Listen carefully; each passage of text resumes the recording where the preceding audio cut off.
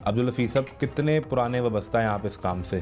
ये बचपन से हम वाबस्ता है, हमारा ख़ानदानी काम है। यानी वालिद दादा भी ये करते रहे? जी। फिर आप करते रहे? हाँ जी। तो फिर जब इस दौरान एक तो पहले बताएं कि सिर्फ लाहौर में ही तैयार करते हैं या कहीं बाहर भी बनाने जाते हैं? पहले लाहौर में तैयार करते थे, तो जब इसको पाबंदी लगी है तो फिर बाहर जाना पड़ा है। पहले तो और मजदूरी भी की है इसके अलावा। यानी जब ये सब बंदी लगी तो फिर आपको ये छोड़ना पड़ा? छोड़ना पड़ा। तो फिर क्या मजदूरी की?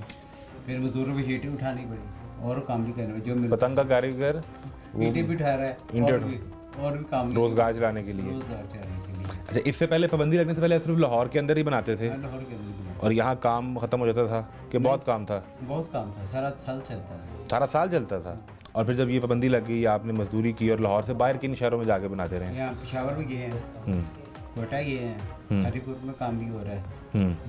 इन शहरों में यानी पंजाब से बाहर निकल के दूसरे सूबों में जाते रहे हैं। तो आपको कोई बाहर से भी कोई ऑर्डर आते रहे, बाहर के मुल्क से भी बनाने के लिए? उनके पास आते थे जिनके पास हम काम करते थे।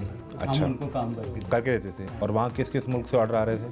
वो तो अमेरिका से, कनाडा से, इधर दुबई से, सऊदीया से, और जितनी यूरोप मुल्क हैं वहाँ से आते थे। यानी उस्ताद अब्दुल हफीज़ के हाथ की बनी पतंग वो अमेरिका, ऑस्ट्रेलिया, इनके आसमान पे उड़ती रही है? हाँ।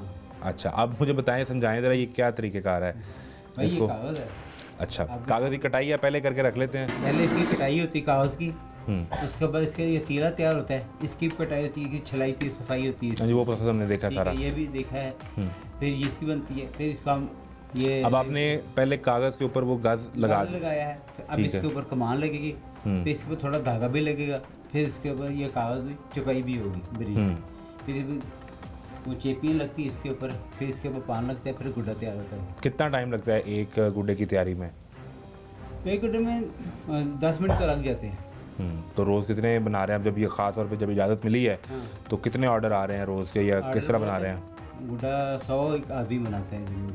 एक दिन में एक आदमी 100 गुड्डा तैयार कर लेता है? कर लेते हैं। ठीक है। और अब आपके पास तकरीबन टाइम जो है वो 1 महीने के लगभग है, वो 25 दिन का टाइम आपके पास है। यानी आप 2500 गुड्डा तैयार करेंगे, इतना ऑर्डर है इस वक्त? इससे भी ज़्यादा। इससे ज़्यादा है? हाँ।